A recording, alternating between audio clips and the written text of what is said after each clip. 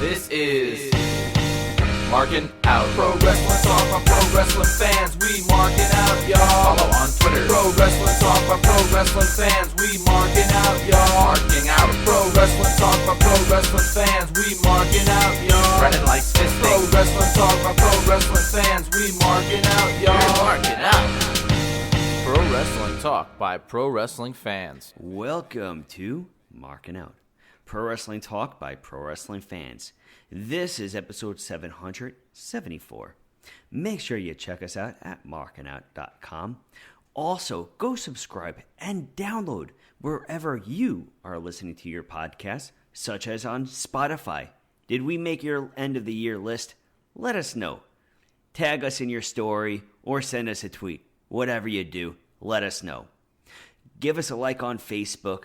Give us a follow on Instagram at MarkinOut11. Give us a follow on TikTok at MarkinOut and on Twitter at MarkinOut. Also buy a t-shirt, ProWrestlingTees.com/MarkinOut. And in addition to all that, you can follow me, myself, and I. That is right, it is Dave the Rave on all social media platforms at David PT DPT. You can follow Chris at CMSweeney85 on Instagram, and Chris Swingdog on Twitter, and Brandon BTTG161. Go follow them all. You know where we don't have to say this every episode because you know where to find us. And if you're not following us already after 774 episodes, then please do not follow because you're not a true fan. But you should be following us already. But Brandon, how are you? I am doing awesome as always, and I'm going to say yes, still do follow. Don't listen to that stupid advice. If you're actually a fan, you're following 100%. 100%. You should follow us, even if you're a brand new listener. If you've never followed us, but you've been listening from day one somehow, I would say you should follow us. But how was your week? It was good. It was good. Good. You had a lot of stuff happen this past week, huh? Yeah. Ended up, got to go to Little Italy. Went to out of Little Italy. Went to Benito 1 restaurant on Mulberry Street, which was really good. Went there. Also went to a few different bars, like 161 Lafayette. And it was a lot of fun. And then met up with the legend himself, met up with Chris, and we went to Outback. Dan was with us as well. But you all know Chris as the legend himself. We went to Outback, and that was enjoyable as well. Great times. What about you? Well, like we discussed last week, I went out east for Thanksgiving. He went to the rich people. I ate way too much food. And it's really funny because last week I spoke about being excited for their deep fried turkey. They found out the day of that their fryer was broken. So they had to pivot and make it in the oven. It was still really good though, but I guess I have to wait a whole year if that's where we go next year or whatever for hopefully to have deep fried turkey again. I don't know. And then I wasn't planning on any Black Friday, Cyber Monday shopping at all since WWE, they didn't have the Zack Ryder shirts on sale, but then Survivor Series, they had them on sale, so I got 2 of the 3 new Zack Ryder t-shirts. The Broski of the Week one is unfortunately sold out in my size, and I don't know if they're going to be restocking them. I hope they will be. And I definitely wanted that one the most because I'm a 2-time Broski of the Week. But what are you going to do there? How about you? What's you going to do? Did you get any good deals? Yeah. I got a Knicks t-shirt and stuff like that from Fanatics. And I don't know. I don't know if I got anything else. I don't think so. Maybe I did. I don't remember. Well, we had Survivor Series War Games that took place Petco Park in San Diego, California. It opened up with Cassie B performing the Star Spangled Banner. I have nary a clue who she is, but I think she did a really good job. and she had a custom WWE top, so I thought that was pretty cool. But the first match that we saw, there were only 4 matches. People complained, people didn't complain. You had Rio, Alexa Bliss, Charlotte Flair, and AJ Lee pick up the victory over Becky Lynch, Nia Jax, Lash Legend, and the Kabuki Warriors in War Games. They didn't have shark cages this year, I think, because maybe the constraint of the entranceway.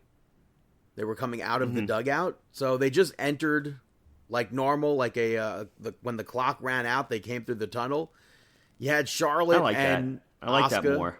I don't know. I like the aspect of the shark cage. I mean, both were fine. Mm-hmm. So, but Charlotte, Flair, and Asuka started, and I didn't like that because we literally just saw that on SmackDown for the who gets the War Games advantage. Mm-hmm. The first person, the advantage was Io Sky coming out. She had a custom trash can lid. And I guess if they opened with her and Asuka, they'd need someone else to bring her the lid. Which, I mean, we could have seen that. We did see somebody else brought her the trash can itself, so... But I liked, in that moment, we got to see her do the bullet train with the trash can lid, so I liked that. You had Becky Lynch come out next with the kendo stick, which I liked Becky trying to, like, team up with Charlotte Flair. I thought that was funny, to go give us, like, a horsewoman throwback or something. Alexa Bliss, by the way, took absolutely no time at all trying to get into that cage to help Charlotte Flair, who was getting beaten down by Becky Lynch. I think we saw a big... We went from seeing them, like, not like each other at all to you being like, this isn't right. She's going to turn on Alexa Bliss. They're best friends. Well, a best friend wouldn't let her get beaten up by Lash Legend and Nia Jax for 15 minutes before trying to go make a save. I don't know where she was. Exactly. But she was speaking not of best being friends, a though. friend. Speaking of best friends, She Kairi was not- Sane took her absolute sweet time.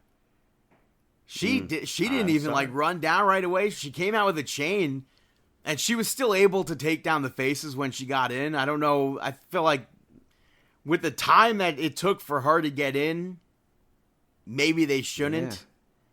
They shouldn't have had that advantage. She was doing the Bruiser Brody entrance. But then she ended up getting... They chained the faces together and drop kicked them. I thought that was a cool spot. AJ Lee was out next, which I 100%... Did you expect her to be last? I don't know if... I didn't really have an expectation of when she was going to be joining. I thought she would have been last. But I guess maybe they wanted Rhea because her nose was broken. But I liked the stuff that... So Becky Lynch, when she came out, she held the door shut.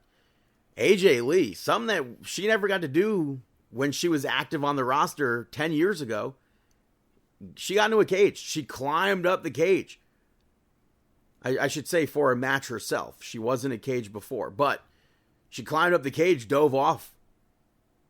I thought that was great. And I liked Kairi Sane mocking AJ by... kind of doing the pirate walk, but also skipping at the same time. I thought that was funny. Nia Jax was out. The heels took over for that.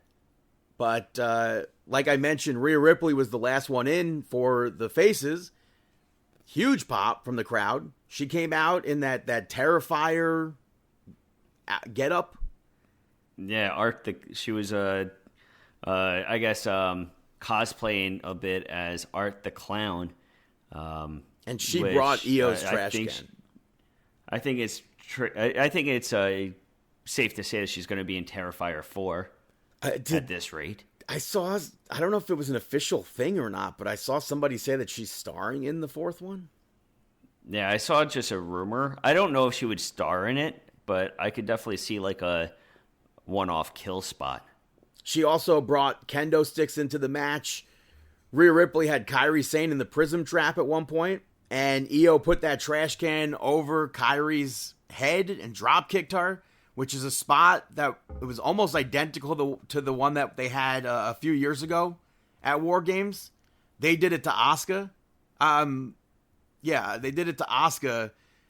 They were heels at that time, and Asuka was a face. Just no trash. Yeah, I really like that spot. Time. Just running the ropes, and then boom, drop kick. Yes, that was the same exact spot, just with the addition of the trash can and the role reversals. But Lash Legend, she was out last for the team with her. I think it was an engagement band or ring or something. She just got engaged recently, so congratulations to her. I thought that was an interesting thing to have in there. At one point, Nia Jax and Lash Legend had Alexa Bliss and Charlotte Flair up for power bombs. I was about to mark out. I thought they were going to hit the Super Collider that Authors of Pain used to do. But they just power bombed them into the cages and then onto the mat. You saw. I gotta say, I did notice that Lash Legend was very. I feel like she was very protective during that too. During every powerful spot that she's had, she was very protective of whoever she was doing the move to. Unlike what I noticed Nia Jax at times, I feel like maybe it's just I don't know, but Lash Legend definitely looks like she's protecting them more. You had Charlotte. Actually, a big storyline going into this was Charlotte and Rhea Ripley. Charlotte didn't want to be on a team with Rhea Ripley. She saved Rhea Ripley from getting misted from Asuka. And Asuka hit Lash Legend with the poison mist instead. And I think that's great storytelling. A lot of people were like, this match sucked. It had zero storytelling. This match was a lot better than the men's match. I think so too. Obviously, another a very spoken about spot. You had Io climb the cage. AJ Lee tried to get the trash can up to Io, and she was too short. Rhea Ripley lifted her up, gave her the trash can. Io goes, puts the can over her. All the heels get up, and they're waiting there. That's just a spot that's like a thing that happens in pro wrestling, and everybody hates that. It's the Io spot, you know? But not the Io spot, though. Everybody hates when you're about to do a dive to the outside and everybody gets together. And it's so painfully obvious that the dive is about to happen. But they're just, like, taking their time getting, together. But at the same time... I don't know. At the same time, this was a fantastic spot. Well, people are stupid if they think that they're not going to come together. Right. What do they want people? What would they rather have them not? Maybe for it to happen a little quicker. Dive not into people? No, just for it to happen a little quicker. I don't know. People will nitpick anything. But Io hit the swanton with that. I thought that was dope. Becky Lynch escaped his sister Abigail, and Charlotte ends up getting her. Rhea Ripley hit the Riptide. AJ Lee tapped her out with the Black Widow. I thought that was nice. She also locked it in really well, too. I should have figured that it was going to be a Black Widow versus a pin. But I wanted AJ Lee to beat Becky Lynch, and I got what I wanted out of this match. I mean, the big question is, did Becky actually tap, though? I mean... Or did she's she gone get on screwed social over media again? to say that she has not. She was boycotting Monday Night Raw as well. Yeah, she was saying that she was just waving to her team members to come on over and help her. I mean, it looks like we may build up into a matchup of her versus Carr. I don't know about that. I mean, could be. She's already wrestling.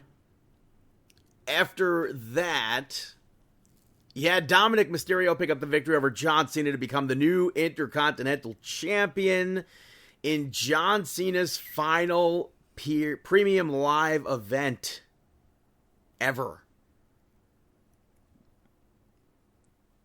I don't know. Yeah, this match was awesome. I think from start to finish, this matchup was a lot of fun. I think that they fit in a lot of fun spots. They had a lot of swerves taking place. I mean, overall, this was an excellent match, and probably my favorite match of the night. This was a big HLS moment. Dominik went for that Hurricane Rana off the barricade, just like Penta did in the Last Time Is Now tournament. John Cena sort of power bombs Dominik. And the referee backed John Cena off. So everyone's like, oh, crap. This is the exact same thing that happened to Penta. It's his shoulder. He's screwed. So the referee backs John Cena off. And while the ref was busy with Dominik, Raquel gets in the ring, hits the Tejana Bomb. Roxanne Perez hits the Pop Rocks. Dom pops up, hits the 619, hits a frog splash, and the referee refuses to count. And I thought that was hilarious. Oh, why is he not? I was like, why is he not counting? He's too smart right now. I thought that was great. I thought that was 100%. Yeah, no, the entire spot was great. So the Judgment Day end up arguing with the referee. They get sent back.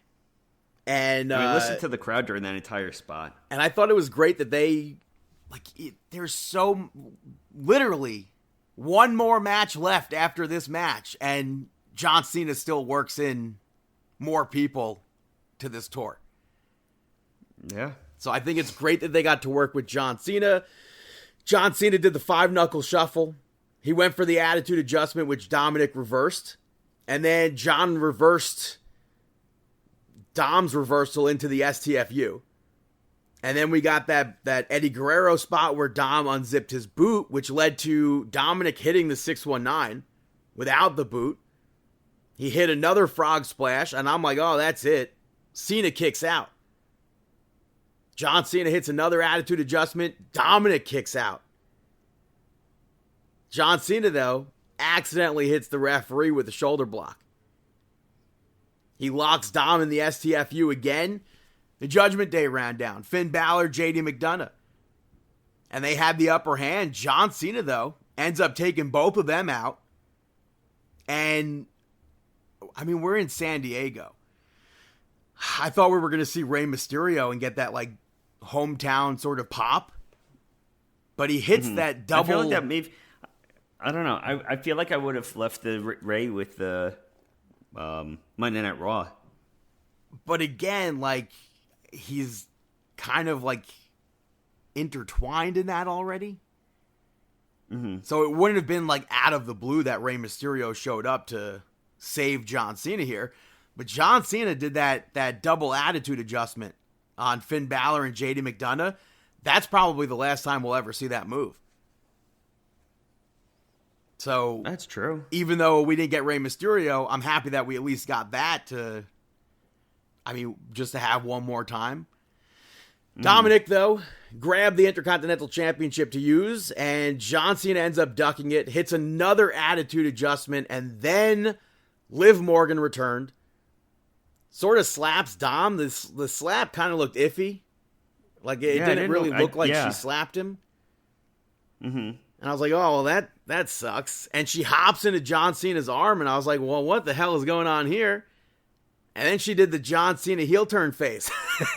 And I thought that was great. She low-blowed John Cena, just like John Cena did to Cody Rhodes. And then she used the title. Dom hit the 619 again. He hit the frog splash again, gets the victory.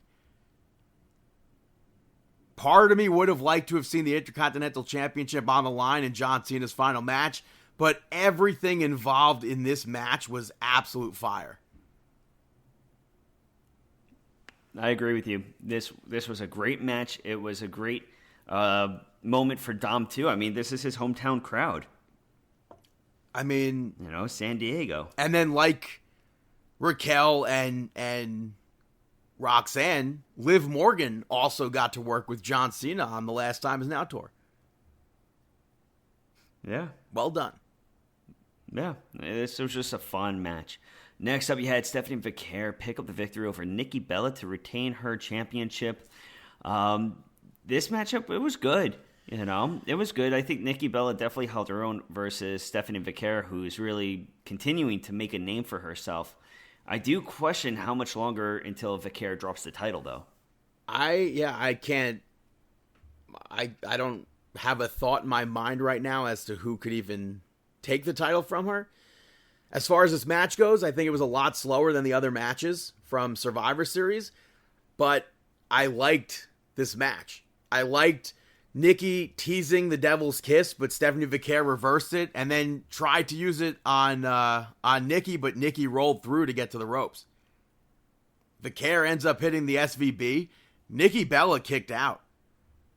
And she hit the Rack Attack 2.0. Vaquer gets her foot under the rope. And then she took Nikki outside of the ring, hit the Devil's Kiss finally on the commentary table, which I thought was a very good sell from Nikki Bella.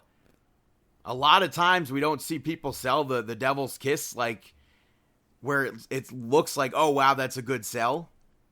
Mm-hmm. I thought Nikki's was really good. And then she did it again in the ring. Vaquer hit the corkscrew moonsault, gets the victory. Vaquer never really likes it when people don't stay up for the Devil's Kiss, though. What does that mean? I never know why people just don't stay up for it. What does that mean? On their knees. So usually, a lot when taking that move, you're supposed to be up on the knees, like propped up on all fours. But for some reason, Nikki didn't stay up there. She was lying flat? You know? Mm-hmm. Yeah, the first one she took, and then the rest of them she went flat.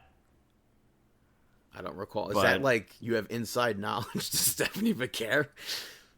I mean, I don't know if she said it in an interview. I mean, did she? I think that she yelled it in. I think she yelled it in one of her matches. I forgot who she was against, but she yelled at them to, like, get up. Maybe it makes it more difficult for her to actually perform the move. Could not tell sure, you. Nah. Next up, the main event of the evening was The Vision. Drew McIntyre and Brock Lesnar picked up the victory over Cody Rhodes, The Bloodline, and CM Punk in the War Games matchup. This was I don't know, kind of a surprising start. Yet CM Punk and Braun Breaker start the match. And it's funny because like AJ Lee, he didn't have to do this because obviously it's just him and Braun Breaker. He climbed over the cage as well to get in. But for some reason, I expected the match to start with CM Punk and Logan Paul. For some reason. I don't know. But because it was Braun Breaker, I expected this to be more explosive. The match, the one-on-one match between the two of them, pretty tame. It was much tamer, but it obviously picks up. The first, the advantage for War Games, you had Drew McIntyre come out, just staring a hole through CM Punk, and they went at it right away. CM Punk was in control, and then Braun Breaker sent him into a Claymore. I thought that was good. McIntyre worked on Punk's head into the cage, so that busted CM Punk open. That's like a big thing people were comparing. Oh, Blood and Guts completely stomped all over War Games. I think one relies... Why are we comparing the two of them? They're not even close to being the same match, but I think one heavily relies on blood and guts, and one doesn't necessarily need it. Even though the ones from the past had a lot of blood to them, the War Games now don't need blood. No, this isn't... It's like comparing a WWE match to a CZW match. There's no reason to compare. There's two different matches. You had, then somebody posted that clip like, oh, it's night and day, where it's like Sky Blue busted open and Nikki Bella's entrance that had nothing to do with War Games. It's like, you can't compare the two. What are you talking about? This is just Nikki making her entrance. Why are you even trying to compare them? But Cody Rhodes was out next, which Drew McIntyre held the door shut, so Cody climbed up, dove onto Drew McIntyre, accidentally elbowed CM Punk.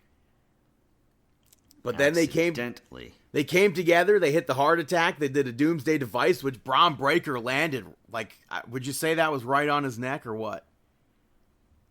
That was nasty. When that happened, I cringed. That was pretty crazy. And then, of course, everyone's like, oh, look at Jungle Boy do it correctly. He could learn a lot from Jack Perry. I wish I could just, like, get rid of the IWC accounts. I really wish I could do that. Well, I mean, you can always opt to ignore them. No, you can't, because it's just there. You click, I don't want to see this freaking tweet, And guess what Twitter does? Shows me the tweet over and over again. You can't ignore it. It's just there. It's annoying. Mm-hmm. But that spot was crazy. CM Punk did a bionic elbow to Drew McIntyre, and then they both went back and forth with the punches. And then Cody hit a bionic elbow as well. You had Logan Paul out next. He got a chair involved in the match, which, by the way, the Vision all had matching gear. Logan's had like the NWO theme as well, but he helped take control of the match again. Jimmy Uso was out next. He brought a table into the War Games cage, got shut down right away. And the Vision continued to hold the ring. Cody also got busted open during that, and which I feel like they didn't really need any of that. Mm-hmm. But Bronson Reed was out next.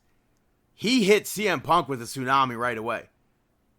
He hit a tsunami on Jimmy Uso. He hit a tsunami on Cody Rhodes. Jay was out. And I know I said I expected the opening to be CM Punk and Logan Paul. I also kind of expected Jay to be the first person so they could run his theme back.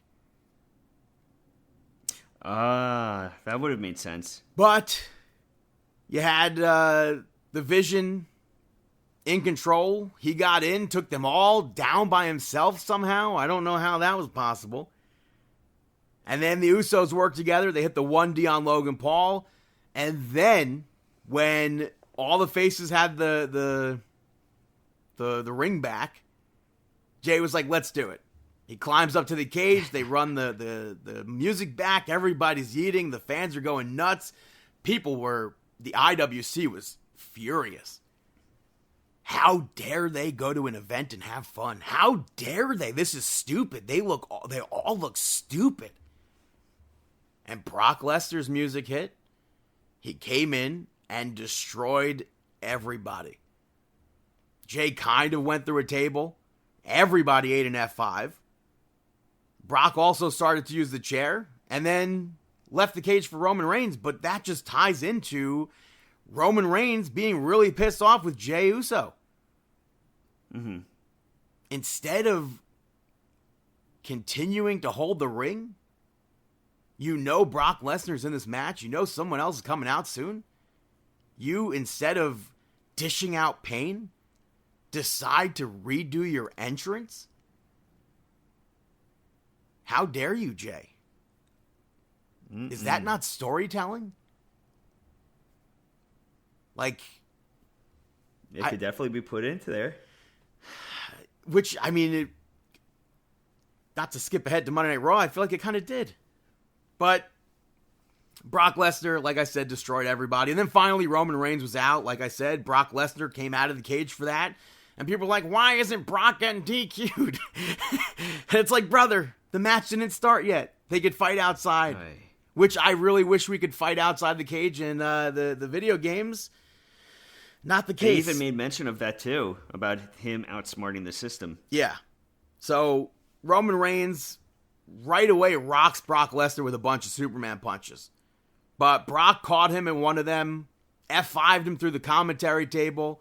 He got Roman into the ring for the match to start. Hit another F5. Cody broke that pin up. Punk hit the GTS into a crossroads. I like that little combo move there. Logan Paul ends up breaking that up with the frog splash. And then Paul Heyman passes Logan Paul his brass knucks. And he smacked Cody with them. He smacked Jimmy with them. And he went to hit Roman Reigns. Roman Reigns ends up spearing Logan Paul. And Roman then takes the brass knuckles, hits Bronson Reed, hits Drew McIntyre, both with Superman punches. Braun Breaker went for a spear. Roman Reigns ends up spearing him first. Big moments. Yeah. I thought that was a good spot. And then Jay set Brock Lesnar up for a Superman punch. Brock scooped him up. And then Roman speared Brock Lesnar, and would you say also kind of Jay through a table? Or did Jay escape? Nah. In my memory, I wouldn't necessarily say Jay. I feel like they Jay were kind still of got together. to safe. But Braun Breaker hit a bunch of spears. Jay kind of just landed on top of them. I wouldn't say that he went through it. I mean, I don't know. I'd have to study that spot. But Breaker hit a bunch of those spears. He didn't go through it at all. He didn't? I feel like he did. No. Mm-mm. Was He was he just on on top of him. So how did He he kind not of just, go through like- the table? Because he didn't go backwards. He went straight down. Oh. I feel Yeah. like that's still technically through the table. Maybe. But Drew McIntyre low-blowed Cody Rhodes, leading to a spear. CM Punk ends up moving. And Braun Breaker went into the cage at that point when he went to spear CM Punk. Logan Paul saved Braun Breaker from a GTS. Then he got hit with a GTS. And then somebody in all black really climbed that cage. Hit CM Punk with a super kick, Fast. hit a stomp. Got the absolute hell out of the ring. Everyone's like, it's Chris Jericho. 0% Yes, is because Chris Jericho Jericho is gonna scaling the climb cage that like that fast. in 2025. Yeah. If anybody was scaling the cage like that, it was Nathan Fraser. Yeah, the way that he scaled that so fast. Obviously, the go-to thought, people were like, maybe it's Austin Theory. We don't know. Yeah, that's the go-to. We'll put a pin in that. Braun Breaker hits a spear on CM Punk, gets the victory. You had, which I thought was a fine ending. I wanted Braun Breaker to beat CM Punk. I also got the ending I wanted out of this match. Yeah, I thought that this match was totally fine. There's nothing that I would say I would redo or do different. I thought it was totally fine. Everything that they did was great. Roman Reigns, it was a lot of fun. I believe he helped CM Punk up. And then he stared Cody down. I guess you can kind of say he stared CM Punk down. Roman left and said it's the last time that he teams with Cody Rhodes. I feel like that might lead to them facing off at WrestleMania again. Not necessarily something I need to see. It's very possible. But that was War Games. Moving over to Monday Night Raw, which opened with Rhea Ripley speaking about winning. And she said the fight's not over. They want revenge on the Kabuki Warriors. They want the titles. And then the former champions, Alexa Bliss and Charlotte Flair, came out. Told them to pump the brakes because they never got a rematch. And Rhea Ripley told them to go to the back of the line. And it led to a match getting set up, which I'll put a pin in. We saw later on, Bayley and Lyra Valkyria also wanted to know what they could do to get into the title scene. And Adam Pearce was like, I'll consider it. And then Asuka showed up, yelled at Bayley for not joining them on War Games, and said that if she joined them, they could have won. And I thought that was really funny. And she ends up calling her an idiot. And Bayley was like, you're an idiot. Both of you are idiots to the Kabuki Warriors. And then Asuka said that she's champion, Charlotte Flair's in the main event, and you're nothing. Good line. I thought it was solid. But I'll put a good pin in delivery. The first You put match. a pin in a lot of things tonight. Well, I mean, because we have further things that, I mean, obviously it's the main event. I don't want to speak about it just yet. I'll put a pin in that. First match, LA Knight picked up the victory over Jey Uso to advance in that last time is now tournament. Jey, he worked like he wasn't in the War Games just days prior. I feel like Rhea Ripley and Io acknowledged that they were banged up almost right away. Mm-hmm. I feel like Jey didn't do that. Yeah, that's true. I feel like they could have sold the injuries from the War Games a little bit more so, especially Jey. I definitely agree with you. And it still would have played factor with the end result being LA Knight winning. This match was hard to watch, though, and hope for LA Knight to win because Jey just seemed like the obvious winner. Mm-hmm.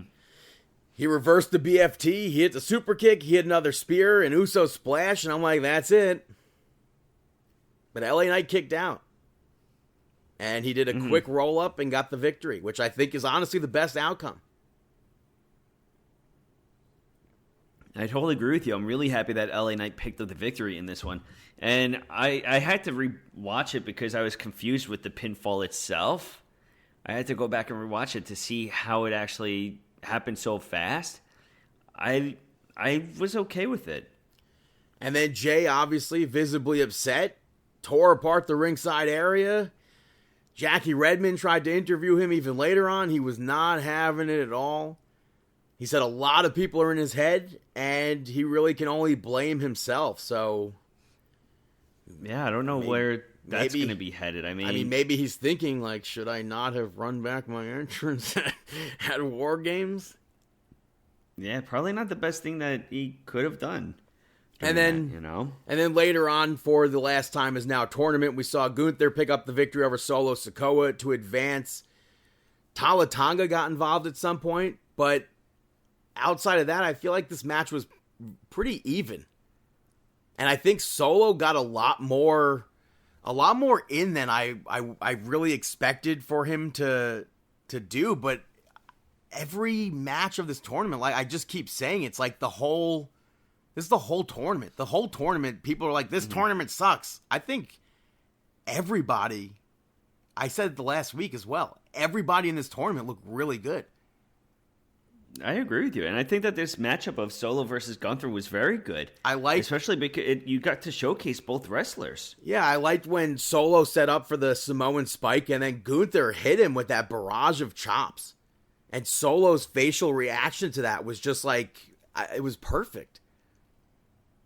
And then after those chops, he hit a spinning Solo. He hit an Uso splash. Gunther kicks out of it. And Solo went for that spike again, but Gunther locks in the sleeper. Solo got to the corner and then ripped off the turnbuckle. Gets hit with a German suplex, though. We saw Tala Tonga get involved again. He took Gunther down with a big boot when the referee was dealing with the turnbuckle. But then the referee caught both Tala Tonga and Solo Sikoa trying to cheat. So Gunther gets out of it, gets back into the ring, and behind the referee's back when the referee's dealing with Tala Tonga, boom, low blows Solo Sikoa. And then powerbombed him, gets the victory. Maybe that's a tribute to heel John Cena. Do you think that could be a tribute at all, or am I like overthinking that? Yeah, when was the last time you ever saw Gunther do that? I can't recall seeing Gunther do that. I feel like we've seen him do a low blow before. We might have, but I feel like that's not the kind of wrestler Gunther has been. I don't recall seeing that. Yeah, I don't know. Sorry, I'm going to say it might be a heel John Cena tribute. Yeah, long shot. And then LA Knight came out to trash talk Gunther, also put over Gunther as well. And most famously, we'll put a pin in this. This is we'll put a pin in this episode. Yeah. But next up, you had the Judgment Day. Judgment Day hitting the ring, and actually, no. Was this in the ring? Yeah. Dom said that he was he said John Cena is the greatest of all time, so it makes him the greatest of everything, all his nicknames, all his monikers and everything. And he thanked the Judgment Day, but then he brought out Liv Morgan, and Liv said that she's been hearing all this like talk about the Judgment Day being weak since her absence and that they're falling apart. But all of it changes because she's back and they run Monday Night Raw. I feel like she slapped Dominik here as well and then jumped into his arms. Did I imagine a slap there or no? And then no, there was a slap because you had Finn Balor react to it. And then she snuggled his face or whatever. There was a slap. We got the slap was there. An absolutely insane training video of Maxine and Natalya for the dungeon. I think that was very well done. Yeah, that was awesome. I know people were like, this video should have came well before her winning the Intercontinental Championship, but we've been seeing it build to that moment for years at this point. We saw her start with Chad Gable, Alpha Academy, and just get better and better. We knew she was training with Natalya even before this version of Maxine training with Natalya. So I think it's been building. I think this was a fine place to air it. Man, there's no reason not to air it right there, and especially because now that she's champion, it's showing a little bit more as to what she's doing to retain her position within the women's division. And I She's feel like doing fantastic in that entire video. Plus, it's the introduction potentially to Natty. Yeah. You know. So I'm next up assuming that we will see Ivy Nile be the first opponent, though. Yeah, she did challenge her or make her claim to Adam Pearce, I believe, backstage. So, I mean, it makes sense. But next up, you had AJ Lee pick up the victory over New Day to retain their championship. This matchup was just high intensity. Yeah, I like Dragon Lee hitting that AJ Hurricane Rana styles. to Xavier Woods off the apron onto Kofi Kingston and Grayson Waller. I thought that was nice. Mm-hmm. I also liked AJ reversing the boom drop with a pin because I honestly can't remember seeing anyone ever do that before. Mm-hmm. Possible that we have, and then obviously a very spoken about moment. The ending was fire. Dragon Lee hit a double stomp to the rope. Off the top rope or whatever to Kofi Kingston, who was draped across the ropes. It propelled him into a Styles Clash. Top 3 maybe Styles Clashes of all time. Yeah. We saw him do something similar. This was incredible. We saw him do it similar by himself a few years ago with Ricochet, where he dropped Ricochet onto the top rope and he springboarded back into the move. And then, of course, everyone's like, oh, the Young Bucks came up with this move. And then people were like, well, it wasn't the Young Bucks. It was actually this person on the independent scene. And then AJ Styles was like, you can't claim a move, dumbass. Without actually saying that, but whoever tweeted it was not to repeat the word, but a dumbass. Yeah, there's many of them within this facility. Yeah. The So IWC. it was a fire ending. And then AJ Lee asked for a match with the War Raiders, which Adam Pearce granted for next week. With the tag titles on the line, they want to be fighting champions. So more tag team title matches, I'm all for it. Mm-hmm. After that, the Vision I think come that out. is great. Paul Heyman gave shout outs to the whole War Games team and WWE as if he's me at the end of the show. And then Paul claimed that he didn't know who the Masked Man was. And I thought that was very interesting. Braun Breaker was pissed off about the Masked Man as well because it almost ruined his moment. And I think that's very interesting. I mean, do we believe him? I don't know. But Braun Breaker said it was really easy to pin CM Punk, and he's no different than any other veteran. He said CM Punk tried to break his neck. He tried to take his dream away. So he's going to ruin CM Punk's life. I like that I feel like you had to mention that maybe. Mm-hmm. And include that into the storyline. And he challenged him for... He went off on that promo. Yeah. Absolutely fire promo from Braun Breaker. Challenges him for a match January 5th, Monday Night Raw, Barclays Center, Brooklyn, New York. Be there or be square, I guess. And then later on, Rey Mysterio was interviewed. And he mentioned maybe taking the Intercontinental Championship from Dominik Mysterio. And then Logan Paul interrupted. And Logan Paul said that he'll retire Rey Mysterio. Rey ends up slapping him. It was broken up before more could happen. I assume it's going to lead to a match between the two of them. I don't know if the Vision will be backing Logan Paul there as well, but we shall see. I would imagine that they're going to back him. The main event. It would make sense. The main event of Monday Night Raw. Yeah, Rio taking on Alexa Bliss and Charlotte Flair, but it ended in a no contest for this matchup. Solid match before the ending. Yeah, and you called this ending, though. Which I really wasn't expecting that, but I should have just expected it. But, well, I mean, I was kind of like joking, though. Oh, that's funny. Because it was like a new era of WWE where I feel like we shouldn't have seen that, but I called it like shot for shot. But the match, and I'm very happy to see all of them in the main event scene again, but it was a very even match. I liked how much more of a team, I guess you could say, Charlotte Flair and Alexa Bliss were in this match. Like when Charlotte yelled to Alexa Bliss to tag her in, She hits the natural selection, and then Alexa Bliss, she gets tagged in. She's able to hit the Sister Abigail DDT on Io. Mm-hmm. They were very in sync, I should say. Eventually, Rhea Ripley hit the Riptide on Alexa Bliss, and Io hit the over the moonsault. Unfortunately, they did that stupid pin breakup that I hate. I want it out of pro wrestling in 2025. Don't bring that move back until 2030 or 2040 or something like that. I'm done with that. Every company, I'm done with it. I can't do it anymore. It was cool once. And if you're going to do that, make it unique. Some people do unique versions of it. Like the barricade spot. I'm done with those. I gotta disagree. Bring on the barricade spots. I love those. But just make them unique. I could agree with that. Make it your own. But they broke up the pin. The Kabuki Warriors ran down, attacked both teams. Bayley and Lyra Valkyria ran down to fight with them as well. Something I was not expecting to see. The Judgment Day showed up. They attacked Lyra Valkyria. They attacked Asuka. They took out Bayley.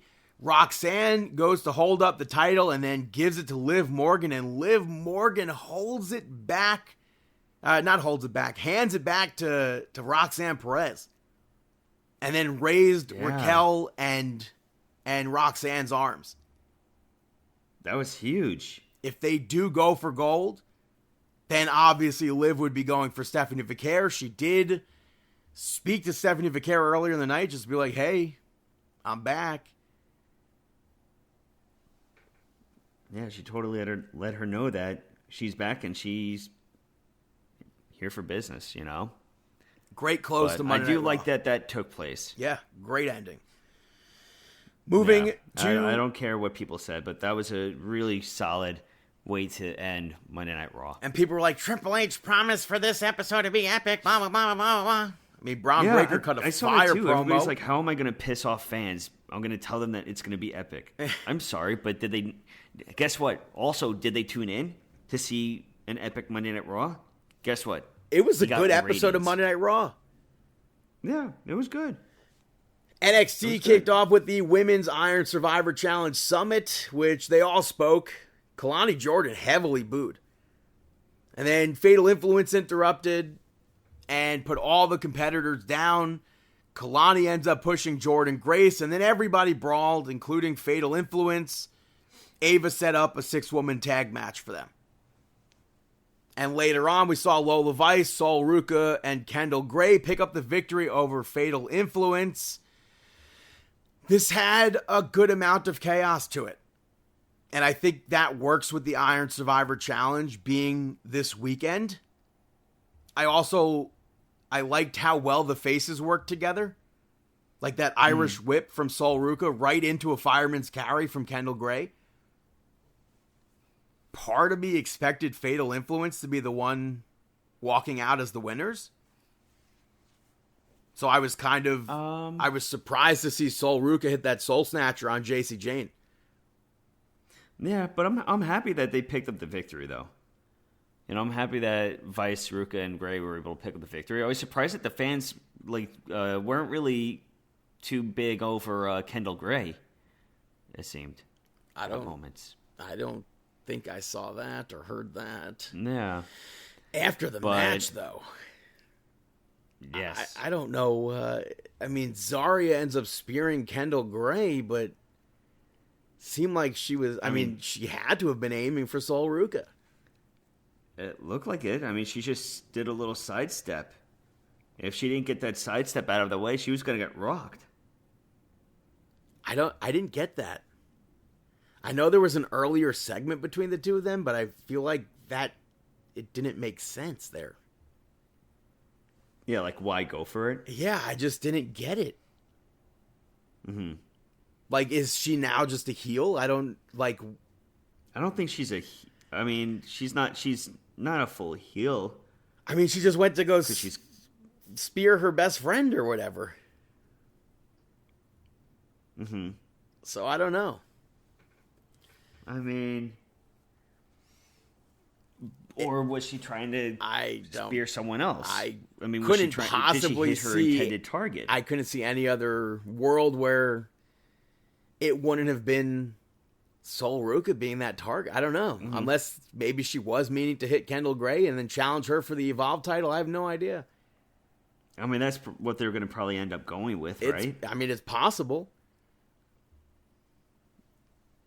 That's what they're going to do. Stemming from a backstage segment, you had Thea Hale pick up the victory over Ariana Grace. Stax got involved multiple times, and then Joe Hendry finally hit a standing ovation onto the apron to take him out. Wasn't much longer after that Thea Hale locked in that Kimura lock to get the victory.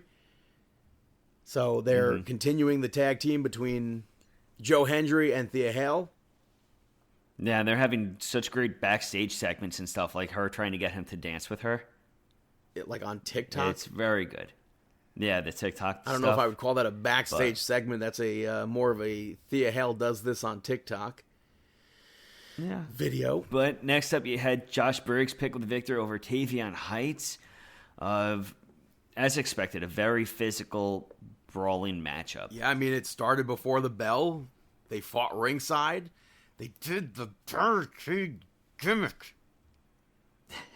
It honestly makes me care less about the match. It really does. But Josh Briggs ends up taking the chain off his neck. The referee takes it away. Tavion Heights almost gets the victory. Josh Briggs, he gets his foot on the rope, gets back up, hits the lariat to get the victory. I was expecting Tavion Heights to get that win there. So, what made you think he was going to win? Why would I expect Josh Briggs? I don't know. The way that things have been going, I didn't expect Josh Briggs to win there. So I assume they're going to continue this. Again, both of them were not picked by John Cena. I like that was mentioned during the match. Yeah, you might as well go with it again. I mean, they had such a physical matchup. Go one more time, you know? After that, Izzy Dame came out. And she said that people ignored Tatum Paxley, so she took her in, but Tatum didn't listen to her. And she only became champion because she allowed her to become champion. This sets up a match for Deadline. Tatum showed up on the screen, and Izzy called her predictable. She's like, come out here. And then Tatum on the screen was like completely broken. And she said that she's scared because she'll have to make Izzy Dame feel all her pain. And when she was talking about Tatum being predictable, I thought Tatum Paxley was going to show up from behind. Not the case, though. I did question whether or not she was going to show up and where, but I kind of like that she didn't. I mean, the match she didn't show up. Deadline will be interesting. Yeah.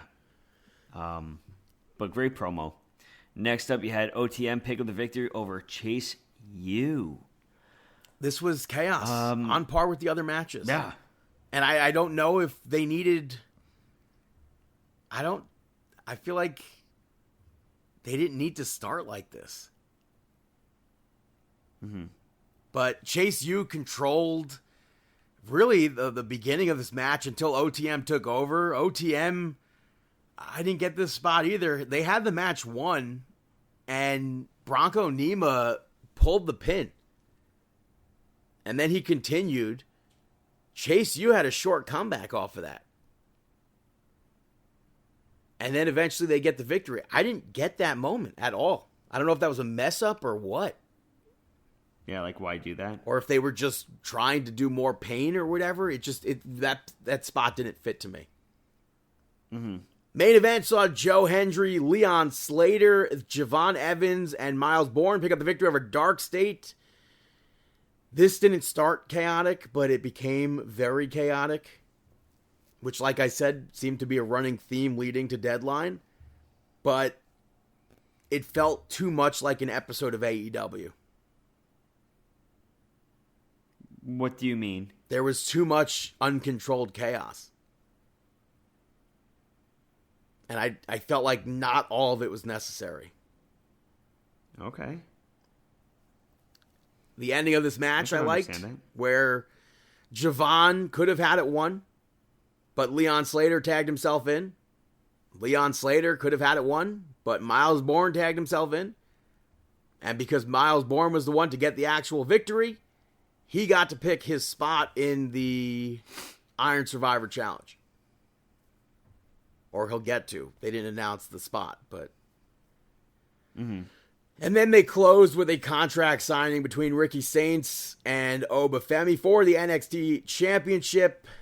It was also announced that for the first time, the NXT Championship on a PLE will be opening a premium live event. Their opening deadline, earlier in the night, Ava got a mystery box with something cut up in it. And at first I thought it was just like black roses or something like Gigi Dolan used to have. Mm-hmm. During this contract signing, a bridge popped up. So perhaps we'll see the return of Tony D'Angelo. Perhaps that was his hat that was cut up. Yeah, it's been a long time since we've seen him. And I'm kind of... At this rate, would you have him just go to the main roster on Royal Rumble time or keep him with NXT? I don't know what they're doing with Tony D'Angelo, but it seems like... I mean, the last time we saw him, it's like, oh, what are you doing here? And then he disappeared. The news site said that he took time off, personal time or whatever. I don't know where he'll figure back in, but with what looked like maybe once you see the bridge behind them, with what looked like maybe a chopped up Tony D'Angelo sort of style hat, maybe it was something. It's possible. So we'll find out. NXT Deadline taking place San Antonio, Texas, at the Boeing Center at Techport. You have Ethan Page defending the North America Championship against Mr. Iguana. That's set up for that match. I thought was really funny where Mr. Iguana ends up carjacking Ethan Page and first scaring him and then taking the car. I thought that was really funny, but I think it's safe to say Ethan Page will retain here. I agree with you. I would not hate it if Mr. Iguana won, but I wouldn't. I just don't see that happening. I mean, it's especially because he also has the championship, the AAA championship. So I wouldn't necessarily not see it happening, but maybe Mr. Iguana picks up the victory with like Lola Vice against him or something. Wait, who has the AAA championship? Oh, Ethan Page and Green? Oh, yeah. Right? Yeah. I mean, I feel like at some point the mixed tag. Yeah, I feel like that could play into factor, But I'll go with Ethan Page. Tatum Paxley versus next up. Tatum Paxley. Izzy Dame. Paxley taking on Izzy Dame, who's gonna have Vance and Spears by her side. I'm gonna go. Ooh, I kind of want to go with Izzy Dame. I want to see Izzy Dame win because it's going to really help elevate her and continue this, and it will only facilitate Tatum Paxley going down like an even darker path.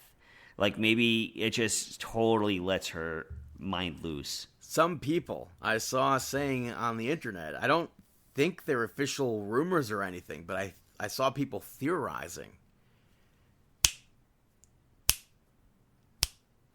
Does that mean anything to you? Really? I guess it does. Yeah, I think some people think the Righteous could possibly step in there, and I feel like that works. That could work. Especially Nico Vance, Sean Spears there.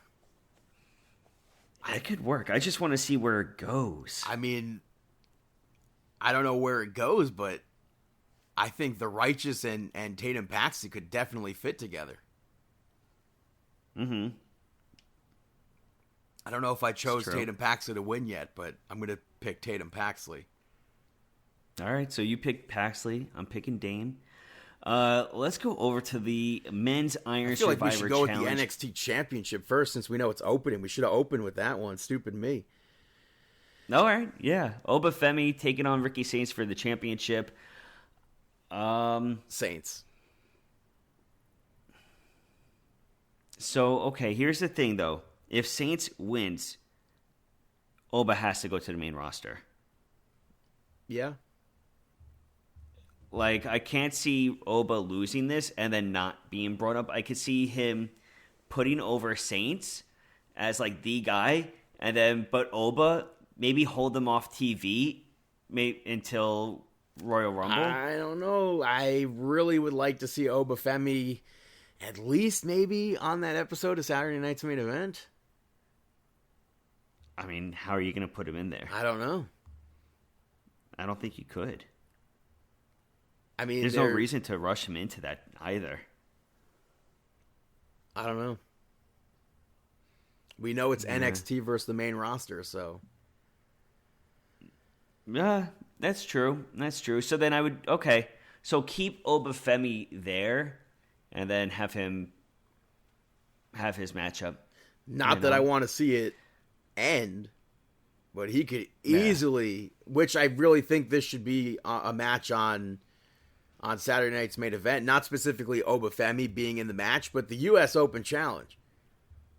Ilya Dragunov has done a very good job with the U.S. Open Challenge. I think, like I said, not that I want to see that end, Obafemi could very easily step into that match and become the champion.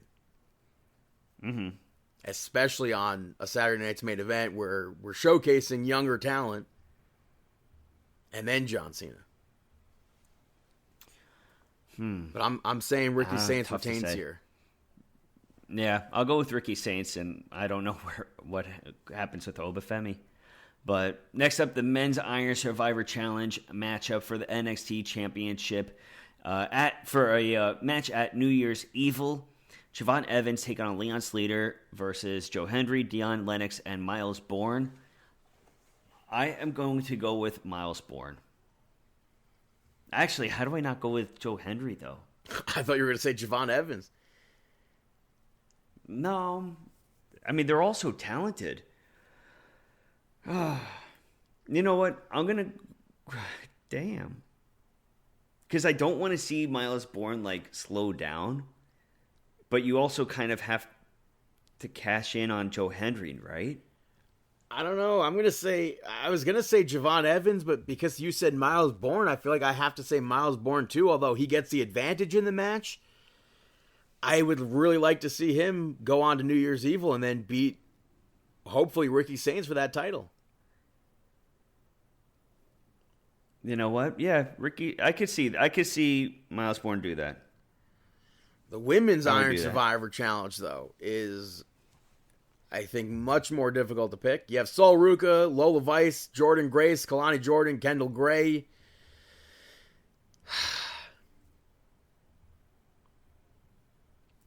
My pick was Kendall Gray, but I'm not confident in that pick at all. You have to figure Sol Ruka is going to have some involvement with Zarya, right? Lola Vice, she could easily be in there, but I also kind of put her with Mr. Iguana. The AAA aspect a little bit. So she doesn't necessarily need it right now. Kalani Jordan could fit the bill too. And Kendall Gray. Also, Kalani Jordan Grace, I'm going to say no. Huh? I don't think Kalani Jordan needs it, though. I don't think she needs it. Keep I don't in think mind, Jordan she'd most Grace likely be going to face JC Jane. All right, so this person's going to face JC Jane.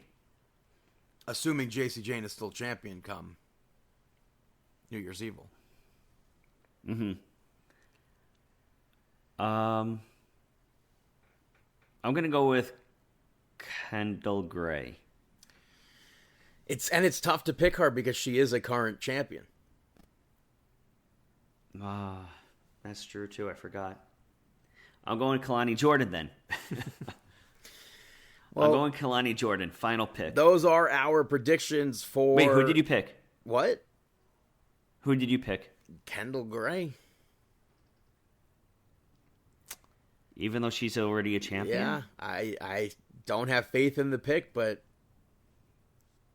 I mean, and then Jordan Grace would be great, but if Jordan Grace won, she 100% needs to win that championship from JC Jane. Yeah. Or whoever. Like Jordan Grace, I feel like is one of those people that is like only a matter of time until she's a champion because she keeps on getting in those high-profile matches, but not necessarily winning them yet, which is totally fine because she's not, in my opinion, she's still going to be a huge star. Maybe she'll be the one that gets this victory here. It's possible. So I'm going Jordan. That's our picks for NXT Deadline. Moving over to SmackDown. It kicked off. Drew McIntyre pulls up. Nick Aldis was not having it. Told him he's still suspended. And then Cody Rhodes gets into Drew McIntyre's truck and attacks him. Cody, of course, then goes to the ring and told Nick Aldis that he needs Drew McIntyre to be reinstated. I feel like Cody Rhodes wasn't this pissed off in War Games with Drew McIntyre. I thought that was weird. But later on, has nothing to do with Drew McIntyre at this point, but later on, Nick Aldis had Obafemi and Ricky Saints in his office. I feel like both of them acted like they were too good to be there because of Deadline being tomorrow. But he told them that Cody Rhodes had something to tell them. That was that Cody will be facing the winner of Deadline at Saturday night's main event. So I do still think we're going to see Saints retain. And then I think Obafemi could still have that open challenge for Dragunov. I feel like that match is just not going to be included on Saturday night's main event. We also found out that Bayley and Sol Ruka will be facing off. I think that's pretty cool. There was a vignette for Damian Priest, and he spoke about Aleister Black and how he made a big mistake thinking that he could burn his eyes or his eye and just think that it's over. And because he brought Zelina Vega into it, he's bringing Rhea Ripley for next week. So we're going to be seeing the Terror Twins versus Aleister Black and Zelina Vega. Definitely pop for that. Aleister Black and Zelina Vega had an answering or response vignette later on, and I thought that was very, very well done. I liked the mention of the Judgment Day. I liked Aleister Black mentioning turning Damian Priest into a monster of sorts. Well done. The first match saw Ilya Dragunov pick up the victory over Carmelo Hayes to retain the United States Championship. Before this match, Ciampa spoke about accepting the challenge. Carmelo Hayes was like, I'm actually next. And I'll put a pin in that. But it was nice to hear Michael Cole talk about that Carmelo Hayes and Ilya Dragunov had matches in NXT together. This was another good open challenge. I liked Carmelo reversing that H-bomb. Ciampa, though, showed up, knocked Carmelo Hayes off the top rope behind the referee's back, and then Dragunov hit the Torpedo Moscow. He hit an H-bomb, gets the victory. He didn't know that Ciampa was the reason for that victory, but he did see the replay. He was super pissed off. The crowd, by the way, super behind Carmelo Hayes. But later on, Fraxium said they wanted a match with DIY. Dragunov angrily showed up and told Nick Aldis, make the match between me and Ciampa. So I think that gets made for next week. The MFT showed up, and Tama Tonga stared down Ilya Dragunov. And I'll talk about the MFTs in a bit. Yet Alexa Bliss picked up the victory over Kairi Sane. I think they had some good back and forth in this match. It was pretty even. I didn't like Alexa Bliss being distracted by Asuka, though. I get it, but I didn't like it. Charlotte then takes Asuka out. Kairi takes Alexa Bliss down, goes for the insane elbow. They're focused on her for way too long.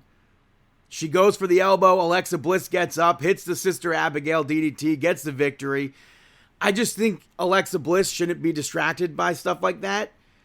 Like, there should be like a reflex or something because of her powers that she shouldn't be bothered by a distraction like that. But Nia Jax and Lash Legend attacked Alexa Bliss and Charlotte Flair afterwards. They went to go after Kairi, and Asuka tried to prevent it. She eventually gets put down. Kairi then tries to stop them. She gets put down. And eventually Asuka saved Kairi from the Annihilator. After that, we saw Jade Cargill pick up the victory over Alba Fire. Chelsea caused a distraction at the start of the match. And I get that Alba Fire is a veteran, but I feel like any match that Jade Cargill has should just be her running through the opponent. You had Kiana James and Julia show up, and Julia ends up attacking Chelsea Green.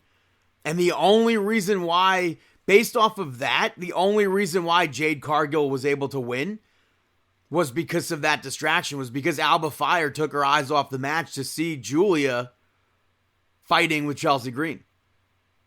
I didn't like that. And Jade Cargill again had a backstage segment with B-Fab and Mia Yim. That sets up a match. Yeah, the MFT, Solo Sikoa came out. He told everybody that he said they were going to handle Sami Zayn, and that's exactly what they did. He moved on to the Wyatt Six, and he said that he's been watching Uncle Howdy just like Uncle Howdy's been watching him. They want the titles. Solo Sikoa said that everything that was his, alluding to Bray Wyatt, that's now his, alluding to Uncle Howdy, will become Solo's. I popped at Solo saying all he has to do is believe. And then the lights went out. The Wyatt Six appeared like last week. Uncle Howdy appeared in the ring right behind Solo Sikoa. He went face to face with him. Then the MFTs got up on the apron and it led to a brawl. So that was a good segment for SmackDown. The main event saw the Last Time Is Now tournament finals. Gunther picked up the victory over LA Knight. This match had me nervous, and it really honestly could have gone either way. Michael Cole, I think, did a really good job at building this up. He mentioned Gunther retiring Goldberg at Saturday night's main event earlier this year, and I almost didn't want to watch this match because it literally just means the end of John Cena. They had some good reversals in this match. I liked LA Knight using the attitude adjustment. I liked LA Knight reversing the sleeper, the power bomb. Gunther reversed a BFT and then worked on LA Knight's neck. He went for that splash, but LA Knight went up for that superplex. Gunther ends up hitting him down, hits the splash, goes back up to hit another splash onto LA Knight's back to work that neck. Goes for another sleeper. LA Knight hits the BFT. Gunther gets his foot on the rope. He did, again, lock in the sleeper. He was working LA Knight's neck during that, locked in the sleeper deeper. Man, LA Knight fought out of it, and then Gunther, he picked him up on that fireman carry. Gunther worked his neck again. Elbowed the absolute hell out of his neck. And he locked in another submission. LA Knight eventually taps out. The fans, I don't think, wanted that at all. Although some fans were cheering. You did see that. But overall, a lot of fans were backing LA Knight there. And I think, I'm fine with the outcome either way. And I thought from the beginning it should have been Gunther. But how do you hear a crowd this behind LA Knight and not do something with him? Not saying it has to be, LA Knight should be the one in the match with John Cena. But how do you have that crowd so behind LA Knight and not do anything with him? Hopefully this is leading to LA Knight bigger things, I should say, for LA Knight. So that is SmackDown. Going to take a quick little break, and I'll be right back here on Markin Out. This is Austin Theory, and you're listening to Markin Out. Welcome back, ladies and gentlemen, to Markin Out episode 774. Moving back to AEW Collision from Thanksgiving. Last week, we had Pac pick up the victory over Speedball to gain a point in the Continental Classic. Pac eventually locked in the Brutalizer and knocked Mike Bailey out. You had Daniel Garcia pick up the victory over Matt Menard. I think regardless of Daniel Garcia winning this match, this made him look like absolute garbage. Matt Menard has 0 wins in 2025. If you move back to his last victory in AEW on television, 2023, it took Daniel Garcia more than 10 minutes to beat him. I think that's embarrassing. That does more damage for Garcia than it does anything else. And something else that I thought was dumb, the finish. They just had Pac make Speedball pass out. Why would you do back-to-back wins where the same thing happens? Ref stoppage due to opponent passing out. I don't like that. Mark Briscoe came out afterwards. I forgot to mention last week that he also got a custom TNT championship. He basically accepted Daniel Garcia's challenge from earlier for the title.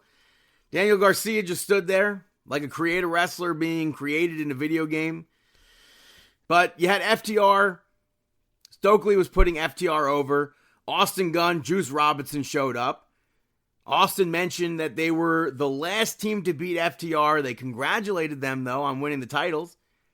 Juice made fun of them for always saying how good they are. And he also said that the next time they face FTR, the title should be on the line. Dax went to talk, but Juice ripped the microphone from his hands. It was, I think, a pretty mid-segment, but I think it did a good enough job to establish FTR's next challengers. Obviously, there's no way in hell that they're going to be losing the titles to the Gun Club, or to the Bang Bang Gang, I should say. But it sets up the next feud. You had Dalton Castle and the Outrunners pick up the victory over the Maximum Male Models. The Demand attacked after the match, and Ricochet said the whole segment should have been his championship celebration. Beating down people, I think, who barely win. That doesn't do anything. Making fun of a country singer who I think most people don't recognize, also I don't think does anything. That segment worked against Ricochet and the Demand there. You had Eddie Kingston pick up the victory over Shibata. Shibata started fighting before the bell rang, I should say. This was really just Eddie going through a member of the Ops until he gets the hook, but we know the outcome of that. I wasn't expecting the DDT to be the finish of this match. Eddie's promo afterwards I thought was very good. I think it's also hilarious because he's like cursing up a storm and then spoke about kids watching him wrestle. But Eddie said that before Samoa Joe could corrupt Hook, he wants to fight Samoa Joe at Winter is Coming for that championship. That gets set up. I'll put a pin in that. You had Tekla pick up the victory over Ty Mello. Tekla, honestly, I think she should have just torn right through Ty Mello. It should have been like a 2-minute long match. AEW should have booked a second women's match on Collision, a match that went longer. And then you had the Triangle of Madness just beat down Ty Mello afterwards. Anna Jay wasn't there, but Jamie Hayter made the save. They went to attack her, and then Chris Statlander ran down. They backed off. I feel like Chris Statlander's championship run is not what it should be. It's always like a second fiddle right now to the TBS championship. Main event saw Takeshita pick up the victory over Roderick Strong. Painfully obvious victory, and I really wish that Roderick Strong won. I think it's nice seeing Roderick Strong in the main events as of late, but especially because I think he's one of the most underrated wrestlers in AEW. I really think so. But Takeshita won. Like I said, it was an obvious win. The spoilers that came out for this whole card had different outcomes, and I was actually looking forward to seeing Roderick Strong beat Takeshita. So I think that's unfortunate. Moving over to AEW Dynamite from this week, it opened with Samoa Joe and Eddie Kingston having a face-to-face. Everyone was barred from ringside. Samoa Joe was not wearing a suit, and he explained that the whole reason why was because the town sucks and they don't deserve to see him in the suit or whatever. I wish he was wearing it, though. Especially when you're in the ring with Eddie Kingston. It would so distinguish yourself from Eddie Kingston. But Samoa Joe wanted Hook to experience the other side of things. That's why he had Hook go with Eddie Kingston. And he also basically said that Eddie Kingston's not winning the championship. Eddie spoke about what Hook learned from him and how this isn't the same Samoa Joe that ran through the whole roster. And he wants that version of Samoa Joe. Later on, you saw the Ops pick up the victory of the Dark Order. I like that the Dark Order had a segment backstage before the match with Hangman. It was great to see the Dark Order on television, especially in 2025. The last time all three of them were on TV together for a match, over a year ago. Obviously, they were losing. The Ops attacked after the match. Before the match. And the Dark Order, they really didn't do much in this match. Hangman showed up afterwards. He gave them his word that he wouldn't show up during the match. So he goes to try to take out the Ops with a chain. Obviously overpowered. Hobbs accidentally takes out Shibata. Hangman hit Will Hobbs with a bottle. And then Hangman took security out. Interesting. I thought it was the Ops Dojo fellows, but that was not the case. Yet Okada picked up the victory over Pac to gain a point in the Continental Classic. Okada, 2025, boring. He worked this match super slow. It's just boring. In the end, Okada reversed the Brutalizer with a pin, gets the victory. Kyle Fletcher picked up the victory over Kevin Knight to gain points. This, I think, I'm kind of torn here because I feel like it's what you could have expected from both of them. But it was also a lot slower than I expected at the same time, which I think is very good on them. This, I think, them working slower worked so much better for them than just like go, go, go, go, go. When Kevin Knight went for that coast to coast, I thought for sure he was about to miss it. But he ends up hitting it. Kyle Fletcher was able to block that frog splash though. And then Kevin Knight kicked out of that pin reversal. And then Fletcher landed a Liger Bomb. Knight kicked out of that. I think that was surprising. Eventually, Kyle Fletcher hit that brainbuster, gets the victory. Afterwards, the Don Callis family had a whole in-ring segment. Don Callis spoke about the Young Bucks. He said that he could forgive a lot of things, but he can't forgive siding with Kenny Omega. And for whatever reason, he had their $1 million. Whatever money they had won the other time. Told them to come out and take it. It led to them easily being able to take out the Don Callis family. And then Okada showed up, easily able to hit the Rainmaker on Matt Jackson. The Don Callis family came back to beat down the Bucks. Jurassic Express ran down. They fought. But then the C team of the Don Callis family showed up to attack. Kenny Omega showed up. The Don Callis family somehow escaped with the money. This seems like they're going to be maybe leading to anarchy in the arena between the Don Callis family and the Elite and Jurassic Express. I don't think the B and C team members of the Don Callis family belong in an anarchy in the arena match. After that, you had Tony Storm and Mina Shirakawa pick up the victory over Megan Bayne and Marina Shafir in a hardcore holiday death match to advance in the tag team title tournament. I still don't think this should have been a stipulation match if you're having a tournament. But they had some holiday themed things. They used a candy cane wrapped in barbed wire. Marina Shafir and Megan Bayne did a hilarious Beats of the Badaron spot where Marina Shafir used a frying pan on Mina Shirakawa while Megan Bayne used her fists like Sheamus would. They had a gift wrap table, a bunch of them. Tony Storm was able to hit Storm Zero to Megan Bayne off the apron through that. She ends up passing Mina Shirakawa a broken pool cue that was wrapped in red and white. Instead of literally just, you could have gotten in the ring and broken up the submission.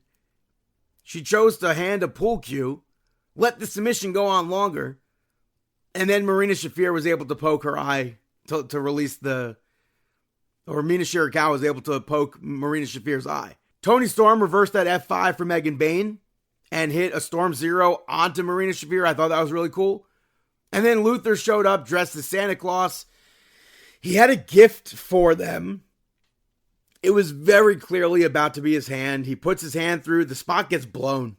They take the instead of taking the top of the gift off to reveal his middle finger, she just took the whole gift off his hand. So they had that spot. Luther got a decent pop. But Tony Storm, she was able to use a gift-wrapped shoe to hit Marina Shafir, get the victory there. They moved to the finals to face the Babes of Wrath. Main event saw Claudio Castagnoli pick up the victory over John Moxley to gain points at the Continental Classic. I think it's absolutely, utterly ridiculous that they come back from commercial break. John Moxley randomly busted open. Claudio does the swing. Obviously, the blood pours from his head. I thought this was an awful main event. Bryan Danielson on the commentary said something about he was never able to beat John Moxley when he was in the Blackpool Combat Club. Claudio was able to beat John Moxley in the Death Riders. I think everybody's assuming that Claudio will eventually take over as the leader of the Death Riders. I feel like John Moxley should have just been like loss after loss after loss, but we already didn't see that. And I feel like they could have built to this like being on a bigger show. You're having the Death Riders face one another. I feel like that was a bad main event. But that is AEW Dynamite. Hey, Brandon, got any shout-outs? Hello there, this is Randy Newman, and you're listening to Brandon Shoutouts, because you got some shoutouts from Brandon. Now, when do I get paid? We mentioned it last week. I was completely wrong with everything, and it did, in fact, get released. The release timing for me for Stranger Things Season 5 was a bit confusing, but I watched it. I know you watched it. I think it's already so much better than the other seasons. It just sucks that we have to wait. Okay, so what makes you feel like it's better? I don't know. I'm just enjoying the other seasons. Sometimes felt like a task to watch. This one I've enjoyed more, and I would prefer not to have to wait till Christmas and then New Year's Eve to watch it. But I've enjoyed it. I think the MVP so far has been that new kid Derek. Delightful Derek. It should be interesting to see what happens with Holly. I think it's also weird hearing David Harbour talking without a Russian accent since I've grown. I've gotten so used to him being Red Guardian, and literally in those 3 years since season 4, I've just heard much of that Russian accent of his, so it's weird. But and it's funny, I still haven't gotten into Thunderbolts. Apparently you have to watch a ton of movies before seeing that next Avengers flick, so.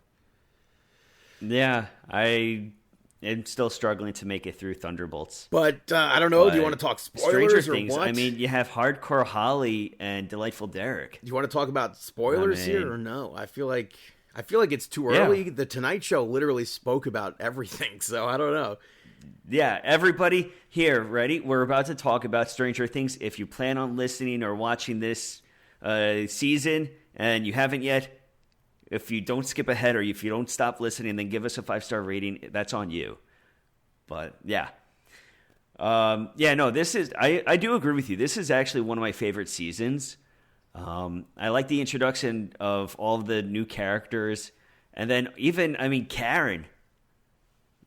Karen going pure, like, just hitting that pure mom strength and just defending Holly with the wine bottle. I love the line with 11 where she was just like Karen with her wine. I popped for that. And then, we find out that Will has powers. I think the least likable character now has powers, and people like him. Yeah, did you watch their read-through? I did. And I watched that was all really of them cool mark to see out. their reactions. They all marked out, seeing Will get powers. Will said he was on the Tonight Show. He said he was reading in the shower, if I'm not mistaken. Who reads in the shower? Do actors do that? I don't know. Maybe. You gotta go into your special place. But yeah, Stranger Things season 5 is out. I guess half of the season is out. So check it out on Netflix. For Christmas, are we getting 4 episodes? 3 episodes, and then 1 for New Year's Eve. No! That sucks. Do you feel like... So, I feel like there's going to be... there's going to be a spinoff. I think they confirmed a spinoff with Natalia Dyer. Yeah, who with? Oh. Because, so I was thinking that these kids that they saved... That could always be a spin-off of itself. Yeah, sort of a new Avengers sort of thing, but... Yeah. I mean, I would want like Delightful Derek and Hardcore Holly, and maybe even put in Luke's sister. I forgot her name, but she's hilarious. She's like 90 years old at this point, so. So true. Good thing that they use CGI to make all of these. When that these scene opened, that very people, first scene, I was like, kids. "Who the hell is that?" I had no idea it was supposed to be Will. Yeah, those flashbacks. I was just like, wait. So those flashback scenes, was that actually the actor Will, just CGI'd young? Yeah. Or was that new actors? No, that was him. They de-aged him. That's so weird. And then there's all those theories Yeah, but coming this out. season's They have great. the radio station going live on the internet. I think that's pretty cool. Yeah, you told me that. You could also call that phone number, I believe, where they were searching for someone. Yeah, I they forgot did who that. was missing, but there was They did a that phone last number. season too. Yeah, you can actually call and it's gonna be there. But my next shout out goes to a new show on Amazon Prime called Malice. Oh, hold on. Did you see or hear anything about the play? I mean, I first know Shadow? what people are saying about it, but I don't want to hear anything about it because I don't need to. It's still on Broadway. People can literally go see it. So Yeah, I'm It's a I'm prequel. tempted to go see it just to get an understanding as to Henry and Vecna and stuff like that. well, it's there for you. Yeah, but on the other hand, if they explained it in the TV show, I also don't want to get spoiled by But anything. it's not a spoiler because it's happening on Broadway. Right? They when the TV show, they're assuming that you know everything that's happening No. on Broadway, I feel. No, you don't need to. No? I'm assuming you don't need to know what's happening on Broadway because they're introducing it in the show. Okay, so then I skip People it. who saw the Broadway show now. are like, they did this, and then everyone else is like, oh my Yeah, god, they're spoiling it. Why are they changing it? Why are they doing this? Just let the show play out, brother. Ah. Let the show play Yeah, out. I know a little bit about a little bit. So Prime Video has a new show, came out a few weeks ago called Malice. It's a psychological thriller, and it kind of feels like The White Lotus at times, but Jack Whitehall stars in it with Carice Van Houten, David Duchovny. Jack Whitehall plays a tutor of a family friend, and they all go on vacation. I honestly don't even know what I should say other than that. I think the title of the show is very fitting. It's a wild ride. And I typically, like I say when I watch other thrillers, I typically don't like these sort of shows, but I found this to be enjoyable. And it gives you somebody that you really don't want to like. Mm-hmm. So I would say check that out 100%. You have Amazon Prime, watch Malice. Prime has a lot of good stuff. My other shout out goes to A Very Jonas Christmas, which also came out a few weeks ago. It's out on Disney Plus. It focuses on the Jonas Brothers. I almost said the Judgment Day, trying to make it home from London in time for Christmas. I think it's like the perfect roles for them. Obviously, they're playing themselves, but they're playing like heightened versions of themselves. I think they would have been really good on Curb Your Enthusiasm. But Chloe Bennett, Jesse Tyler Ferguson, Randall Park, KJ Apa, Andrea Martin, Laverne Cox, Billy Lord. It's like star after star after star. They all appear in it. Will Ferrell and Kenny G appear as themselves. Will Ferrell's part I thought was really funny, which is uncommon to me. But I think it's definitely a cheesy sort of Christmas movie. The things that take place are like extremely exaggerated, but it's just fun and it's funny. So I would say check that out as well. Like I said, it's on Disney Plus. If you have the bundle, it's also on Hulu. My last shout out goes to Steve Cropper, who passed away this week at the age of 84. He was the guitarist in Booker T and the MGs, which was the Stax Records house band. And they made that Memphis soul sound in the 60s. He co-wrote some songs for Stax Records like Knock on Wood, Green Onion, Sitting on the Dock of the Bay, In the Midnight Hour.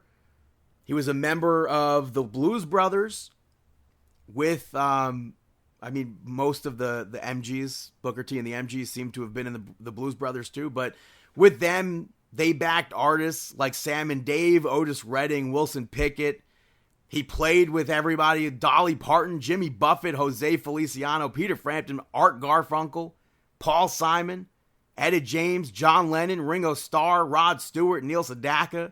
The list goes on and on. He's a member of the Rock and Roll Hall of Fame.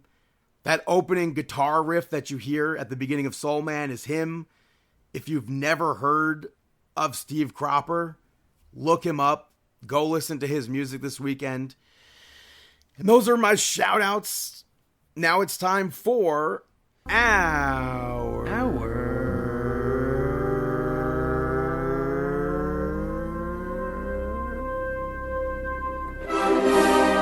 Mark Out Moment of the Week. That is right, our Mark Out Moment of the Week.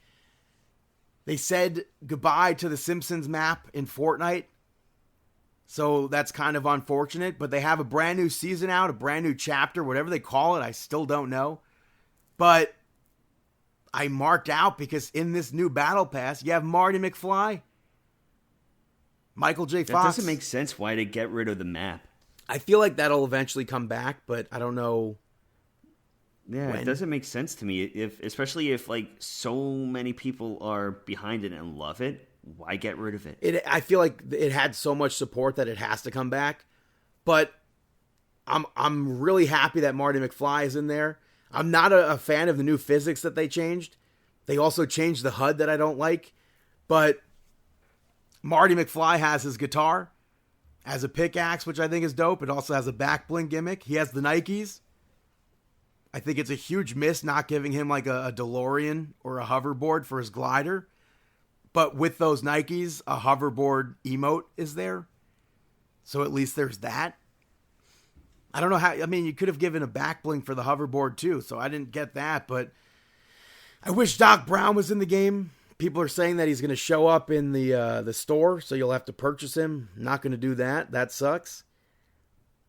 Uma Thurman's character from Kill Bill is also in the season, which I don't really care about Kill Bill, but I think that was cool. But I marked out more so because Marty McFly is there. It's both the first Back to the Future Marty and then the future Marty too, so I think it's pretty cool. Is Rockin' Robin in the video game? No, but all the other Stranger Things cast were added.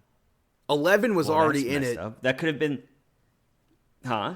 11 was already in it, and they added, I don't know if David Harbour's character was in it as well, but they added the main... That could be the first mother-daughter duo not in the same pack added to Fortnite. Is Ethan Hawke? Oh, mother-daughter, right. I was like, is Ethan Hawke in Fortnite? That's funny. Well, actually, maybe that Black Booth killer, that movie, maybe if that character's in it. I'm not sure. That would make a husband-wife combo. Now I'll have to think if there are other husband-wives. Yeah. But, so I marked out for that. Everything that went with that John Cena match at War Games, I marked for. Also, same. Also for War Games, sitting in the crowd, Danielle Fishel got a huge pop. Also wearing a Vader t-shirt, which I thought was cool. I'm glad everybody's starting to know her. Yeah, I feel like she didn't get a pop like that the last time, but she got I would say, a Macaulay Culkin-esque pop. Mm-hmm. So I appreciated that. You have any other mark out moments? No, nothing. Well, thank you so much for checking out episode 774. You can follow us on Twitter at Markin Out, at BTTG161 on all platforms. Chris Sweendog, CM Sweeney85, David PTDBT, Facebook.com/Markin Out, YouTube and Instagram Markin Out 11, ProWrestlingTees.com/Markin Out, at Markin Out on TikTok. Rate, review, subscribe on Apple Podcasts, Amazon Podcasts, Spotify Podcasts, iHeartRadio. You could do the Spotify Wrapped, the YouTube Wrapped, or whatever they call theirs. We appreciate you if we somehow showed up on your end of the year gimmicks. And we appreciate you if we didn't show up as well. But we wish you the